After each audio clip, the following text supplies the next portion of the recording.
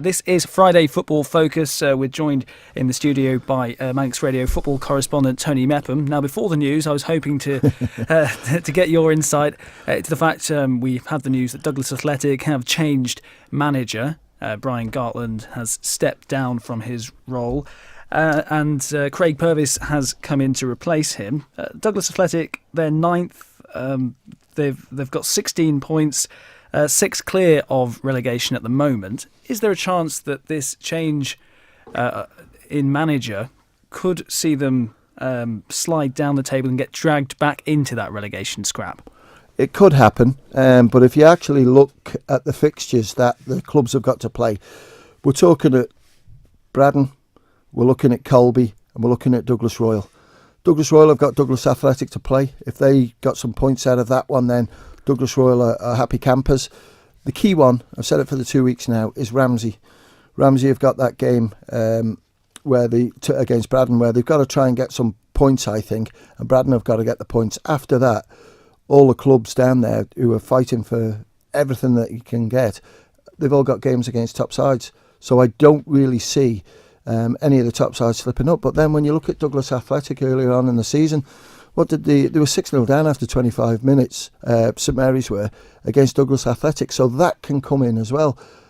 It's football. It's great. When you look at the Premier League at the moment, you've got Rushden up there, you've got Peel, you've got Corinthians, you've got St George's, and then Needland behind is St John's. Now, St John's aren't going to win the league, but St John's are going to play a part who does win it, because they've got Corinthians to play, they've got Peel to play, which is something, Chris, we've been looking for a long, long time. James and Simon will have been looking at it as well. The Premier League, I still feel St George's will win the league. But this is the first time where we're looking at things and saying this might have to go near enough to 2 games from the end. And it's good. It's good for football. Simon and James were referenced there. Simon Wosser and James Turpin. Now, do you call them resident referees after 2 shows? They are in the studio. Just a final word. Yeah. Brian Gartland, what a great job he did with Douglas Athletic, because they are, I suppose you'd call them now, if they stay and survive in the Premier League this season, an established top-flight club, would you say? And he's done a very, very good job in the short spell he's been there. What's to say, though, Craig Purvis can't take them to that next level? There's nothing to say. I'll tell you what, the referees will have a quieter time, that's for sure, for Brian not being there. Because he's an absolute nightmare on that sideline. And I love Brian to bits. He wears his heart on his sleeve. He's very passionate. I was just saying to the boys, my last game I played was against Brian at Nobles Park, where Old Boys beat us comfortably and Brian scored a hat-trick. And he's an absolute great player, but as a manager, he's very passionate. And if things don't go his way, he's into everyone's ribs. And at times it can be a little bit too much. But, you know, I think he's been great for Douglas Athletic. I'm sad to see him go.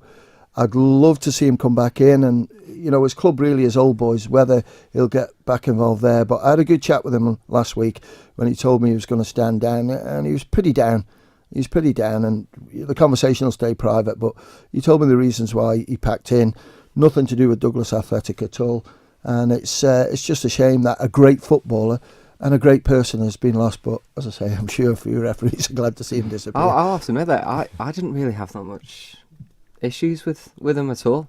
I seen the passion on the sideline, but there was never ever any sort of pointing or anything like that. So yeah, I'd gladly see him back. Yeah. Well, who knows what the future holds for Brian Gartland, but he is no longer in charge of Douglas Athletic. As we've said, Craig Purvis is the man to succeed him, and his baptism of fire, his debut as manager, is away at Peel in the FA Cup quarter-final tomorrow. But we say good evening to our referees, James Turpin and Simon Wosser. It's good to have you back. And before we start the discussion this evening, if you've got a question for the referees, then get in touch. 166 177. You can text in, or you can email studio@manxradio.com. We really would like to hear from you. We got loads of comments in last week. Let's take it back then, because I think last week was dominated by the discussion of abuse, which isn't the only thing that referees do. You also have to make tough calls on the pitch. That's probably why you get some of the criticism. But how did you get involved in refereeing, Simon? Well, like going on from last week when I said I just emailed Tommy.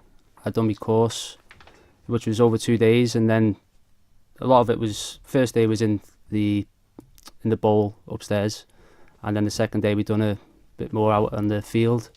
I refereed an under-12s game in the morning. And then in the afternoon, Scott took us up to Pulrose pitch and we worked on assistant refereeing, kind of free kick scenarios, how you deal with certain players if they showed a bit of dissent. And then from there, the week after I got my first game, which was Dafka v Kirkmichael. I went down there and I had Mark Stevens mentoring me for my first game, which, apart from turning up I forgot my socks before the game, so I had to rush back home and then got down there. So my preparation didn't really go as well as I would have liked, but as at the game itself, it kind of went really well for me. Mark was really pleased with how it went, and the following 2 weeks I also had 2 more mentors. It was Combi 2 games, but all 3 of them, and it just kind of built on from there. It just went, and each game I kind of felt like I improved, and just went from there, really. And I suppose you do with the experience, because is it different seeing a game of football from the perspective of a referee? And what I mean by that is, if you're playing for a team, you might view something as a fair challenge, but when you're a referee, you may say, well, every day, all day long, that is a foul. Yeah. That happens all the time. Yeah. Totally. Luckily, in my first 3 games, I kind of had situations where I had to deal with them straight away. Like, I had to send a goalkeeper off. I had to kind of give a penalty in all my first 3 games. So, in a way, it worked out well for me. So I didn't have to kind of wait long for a big situation to happen. I could kind of get it under my belt straight away, which was good. So it was something I could learn from each time. And I suppose the longer that goes on, we'll bring you in here, James. If you have to make those big calls early on, is that a weight off your shoulders? Because then you've made those decisions before, and you can draw on experiences and learn yourself, so that next time you have to either make a decision similar, you can draw back from that experience and totally handle it in a better way. As I said, if you want to be a referee, then definitely get in touch. But you're not thrown in there. You're not straight on in Premier League game. Not a chance. You are mentored by the likes of Chris Deitch. Peter Baton's been doing a few. These guys have been doing it for absolutely years and years and years. They're longer than me and Si. They've got all the experience, so they can help you with the big decisions. I'll go Wednesday. I was doing St John's v Castletown. Really, really challenging game to begin with. And the right back came in. I don't know, were you there? Yeah. Eric. He came in with his foot, and it was like a jump. From my angle, my view, it was like a jump, but it was 1 foot studs up. And straight away I thought he didn't get the player. No, he was near the player, but didn't get the player. The player jumped out of the way. I was straight out, yellow card. He looked at me as if to say, what? And then I overheard Rick say, get back, or in something clean language. I will try and say that. It's a family show. Yeah, absolutely. So basically, you've got 4 different players saying 4 different things. And then I spoke to my dad afterwards, and he said, one of the guys said, that should have been a red, that. I was like, but I'm on the pitch. It's a big decision. You have to make that decision with a blink of an eye. And as we said last week, it is all about angles. It's where you are on the pitch. And I suppose that's one of the things you go through in your training, is your movement around the pitch, so you get the best view anywhere you are on the pitch. Yeah. Well, that all comes with when you get mentored as well. Yeah. At one stage, I was going the wrong way, and he said, right, just try and do your angles this way. When you've got a goal kick, come right out to the sideline so you can see your other assistant on the other side of the pitch. So you've always got an assistant you're looking at. Eye contact. Yeah, but if you're on your own. Yeah, but sometimes, you're in the game play, you have a good view and you know yourself, I can see everything clearly here. All it takes for 1 or 2 players to run across your path, and, if a decision happens, it's impossible to make that call sometimes when you're by yourself. It's so difficult, and I've had them in the past where, and I know straight away I've got it wrong, just from the reaction of the players, but I would have just been guessing. So, it's just one of those hard, you do try and get your angles right, and you try and move as much as you can. Sometimes you can't control the players, their movement. It's put your hands up and say, sorry lads, I didn't see that one. Yeah, and most of them are actually all right. Yeah. Fair enough, ref. That's what I'm saying. Fair enough. Both Absolutely. of you as referees, Yeah. and I love it where you see a referee and they're not going to get everything right. The guys who are on big Totally salaries wrong. in Premiership can't get it right. Yeah. But I would say, I think I know what the answer's coming. If you make a mistake, Yeah. you're the type to say, "Listen, guys, sorry, I got that one wrong." But Yeah, it's absolutely. just the way it was. You know, I actually remember in a game, probably about 2 years ago, where I gave the free kick and thought, no, that's wrong.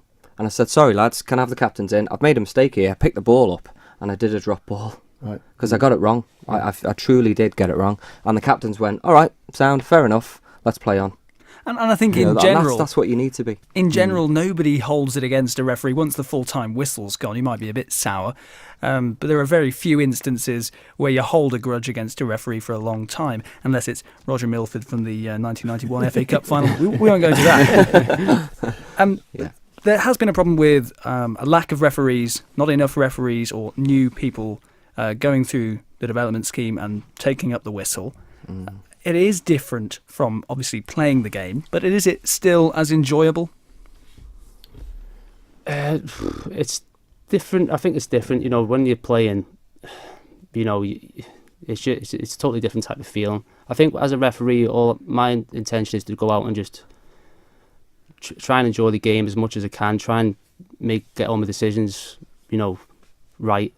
You know, just so basically sort of lads, but enjoy it so I get it right for the team really. But when you're playing, it's a different type of enjoyment for me. But I just love the fact that I've just got back involved into football really. That's the main thing for me. I played for years, and then I had a couple of years break, and I got back into it, and I just wanted to, it was just a route back into football really. I didn't really fancy coaching, and it is a way to stay associated in the sport. But do you still get a buzz when you're in the dressing room? Is it? I get excitement before games. Yeah, especially on a final day. Down at the bowl and everyone's there, and you know you're going out for your warm ups and you're having a chat, and especially you've got a fourth official and things like that. That is a good buzz. I still get nervous before games. You know, that's good. Yeah, you know, I get Wednesday nervous. night I was. Yeah, definitely. But when you get into it, once you're getting in the flow, you're making the right decisions, and you feel good, and there's no dissent, if you like, coming towards you. You think, I'm having a good game here. I'm enjoying it. The players are enjoying it, because if you're having a good game, fingers crossed, they're having a good game at the same time. And I think it's changed a little bit as well, Chris, because certainly over the last 2 or 3 years, you're expected there to be in good time. Some referees used to I'm pitch there up. an hour. So you're there in good time. Yeah. I love it when I see it at finals. You come suited and booted because it's a proud moment for you, and you're going to be a big part of the game. New thing that came in this year, and I like it, is the coloured shirts. Modernisation, isn't it? Yeah. And players, managers, spectators, they all love it as well. Girlfriend's favourite one is the purple. The purple. Same colour as this. Yeah, we'll like that one. There you go. So if you want your partner, your boyfriend, your husband, or anybody you know to don this lovely purple refereeing jersey, then do get involved. Let's talk about the finals. How do you get selected to be a referee in a major game on the Isle of Man? Like what Si said last week, it literally is. You get either a text message or an email, and your name will be on the appointment. That is, I don't know anymore. Tony might know how it all works, but a special mention to obviously Kevin Maitland, who does a great job. Yeah, absolutely. Yeah, and to our sponsors as well, Specsavers, that they do an amazing job as well. Adrian, he gives us all a kit, so we do look quite good. So answering your question, it's Kevin. He is the appointments man. He'll send us an email, and we get kind of a bit of a buzz, don't we? To do a final, so I've not had that. Oh right, you have been involved. I've been involved, but I've not had a middle. Yeah. But even being on the line or fourth official, it's still great. Yeah, great to be involved. In terms of modernisation, there has been some discussion surrounding law changes on the Isle of Man in terms of the introduction of a sin bin. How do you think that would affect your performance as referees, and in terms of I don't know. the team's attitudes towards you as well, and their attitudes towards the way they play the game? Like I said, tomorrow, I think there's one game with assistance. So if both of us are going to be on our own tomorrow, in the middle of the pitch, trying to manage 22 players, managers, physios, etc., etc., with the sin bin, if you've got 2 or 3 players, I'm not fully 100% sure how it works. Do you start a watch? You press it, they go off for 10 minutes kind of thing, and then you're trying to, is it going to be the yellow number 3? How long's he been off? And then the red number 2, how long has he been off? You know, so yeah, it needs a little bit of thought, you know, but I think it's down to the FA. I think it needs plenty of thought, and it does. Is this is this a law coming in from the English FA, Tony, or is this something that the Isle of Man wants to trial itself? Not really. I think what it is, the English FA have said that if you want to, you can try it out. Like rolling subs, it's in women's football, it's in Masters football, senior football. I think it's a little bit difficult. Now, I'd be possibly for the sin bin if there was a referee and 2 assistants. Yeah. But our numbers in officials are going down because of age, and younger ones aren't coming in. And I just think it puts more pressure on these guys.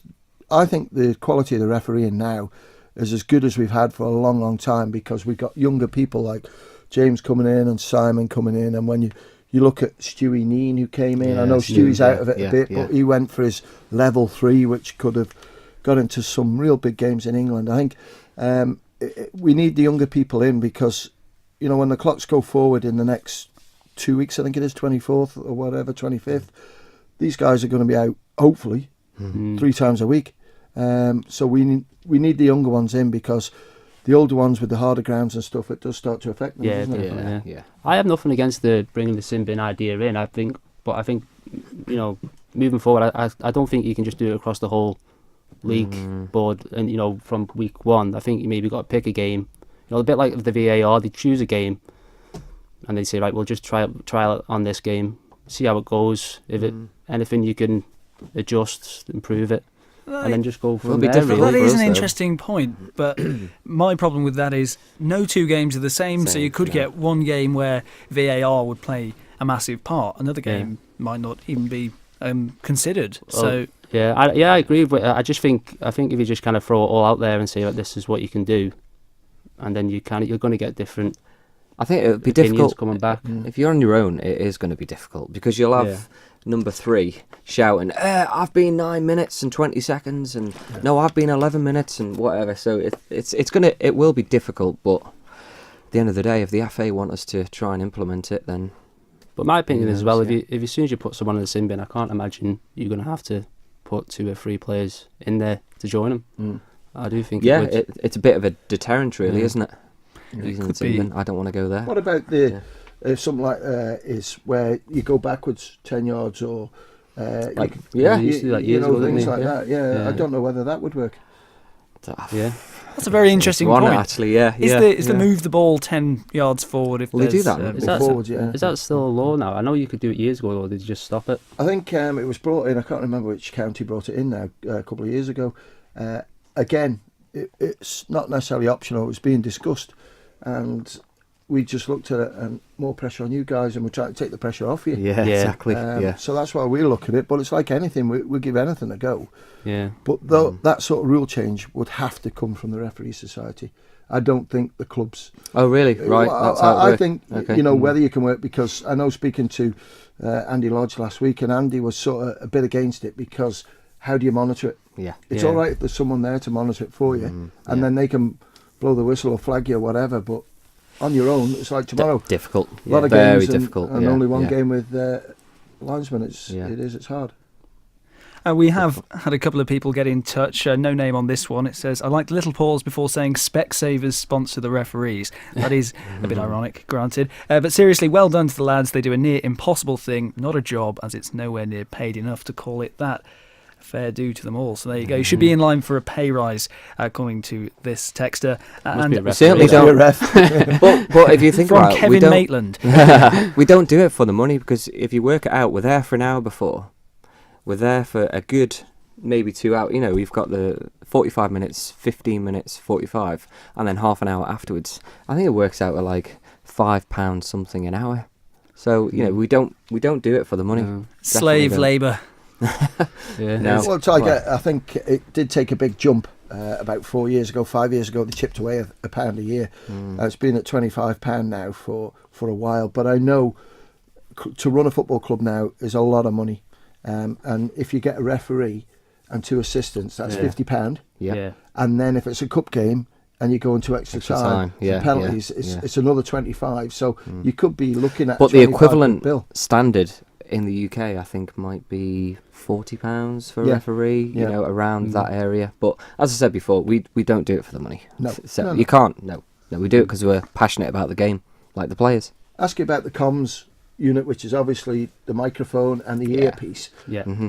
I watched your game last week, Sammy. You did really well rushing against Colby. But I was watching James Cherry, who was on my side, Yeah. and he was basically giving you a running commentary of the game from what I could hear.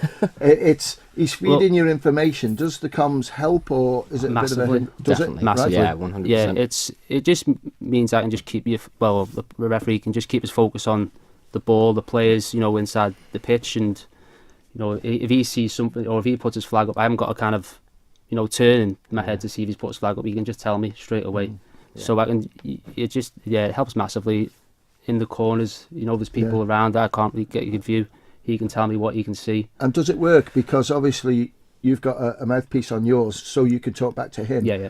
Can he overhear what players are saying to you? So if someone's using abusive language, Yes. and Yeah. can that be picked up? So Fully. yeah. Yeah, it's you, like- you can hear anything, everything and anything. Yeah.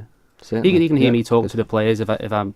He can hear whatever I want to say. If you're a player, I pull you over. He's going to hear the conversation we have. Yeah. And I And suppose that's it's good. not in mainstream use on the Isle of Man just yet, but give it 10, 15 years, and I suppose all referees, if they've got assistants, will have those headsets. And talking of modern refereeing, Ashley's been in touch. He says, when are the referees going to use that invisible spray for free kicks that they use in the Premier League? Yeah. Is that in the Like, pipeline? I'm I've not sure, never actually. thought about it, to be honest. I used it when I was away. I did really Yeah. enjoy It is good fun. for the Definitely. first year that it was implemented in the Premier League. I think every time the referee got his kind of spray out, there's a big cheer from the crowd. I'm not so sure that still happens, but quite amusing. And obviously, someone else says referees do a great job. It's a shame so many people abuse them.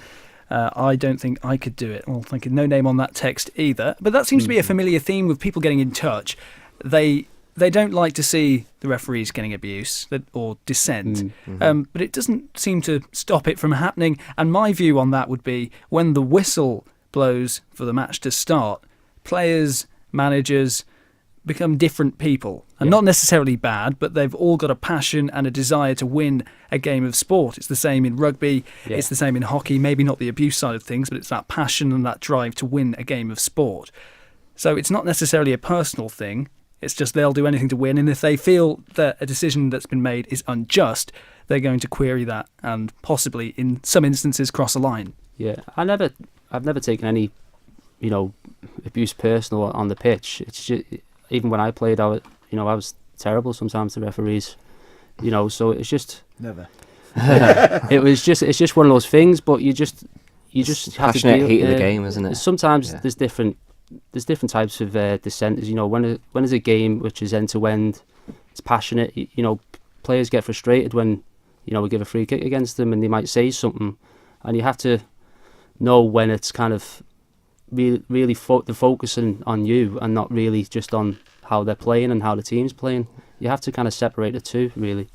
You can have a team that's getting beat 5 or 6-0, and the players constantly berating you. He's just basically he's focusing on you. He's not even worried about his game. He's just he's more focused on your game, and that's when you have to get the card out. But in an end-to-end game, and players are really putting the tackles around you, you kind of have to give them a little bit, because the last thing you want to do is book someone for dissent, and 5 minutes later there's players late on a tackle and it's a yellow and he's off, gone. yeah. So you have to we have to learn to separate the two, and it's just part of the game. That's a very interesting point that Simon's just made there. He said when he played the game, he wasn't the best to referees himself. If you went back now and were a player, would it change your attitude towards referees or your attitude towards playing in general? Or do you think, so. Again, it's that thing that you're on a team and you want to win? Yeah, I think I would. I think I'd definitely give the referee a little bit of leeway. Definitely But, say that. You just when you get on that pitch, you are a different person. You're totally different. There's lots of grey areas with regards to dissent. I have got the laws up here. Have we got enough time? Yeah, we've got a couple of minutes. Yeah. So law 12, obviously, fouls and misconduct, says a cautionable offence is dissent by word or action. Now, what is dissent by word or action? Each referee will deem that different, won't they? Mm-hmm. So a sending off offence is a using offensive, insulting, or abusive language and or gesture. So that's a sending off offence. The other one is a cautionable offence.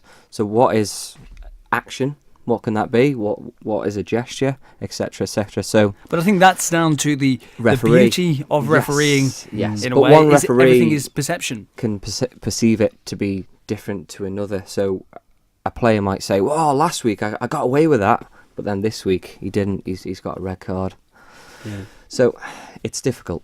We are running out of time, but I would just like to ask you, you've been great guests both this week and last week as well. You say referees get together quite frequently. Do you share horror stories of decisions you've made where you thought, oh God, what on earth have I done? And also those decisions where you think, that was absolutely spot on.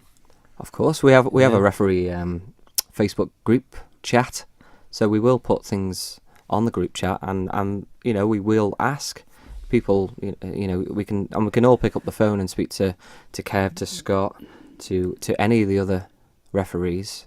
Tommy, he's a good one to speak to, and obviously the older referees as well. Tommy Crow, you referenced there. Well, yeah, Tom Crow. Anybody listening who does fancy getting involved, as we said last week, and the game can't go on without officials. We've had a lot of love come in for referees tonight again, so you do a fantastic job. So if you are listening and you feel like you could offer something to the game of football, then do get in touch and with the Referee Society and take up the whistle, because as we say, the game can't go on without you. My thanks to Tony Mepham, the Manx Radio football correspondent, Simon Wosser and James Turpin. Unfortunately, Andy Lodge couldn't be with us tonight. He's probably in an office party. Probably or is, something. yeah. He's in the big league, Andy. He likes that, yeah. Yeah. but my thanks to him for last week. So we got you then, yeah? You're going to take up the whistle like your dad? Oh, I might do. Yeah, absolutely. Yeah. We'll see. He would say I'm one of the worst offenders. But thank you very much for joining us this evening. And whatever you're doing this weekend, make sure it's a good one.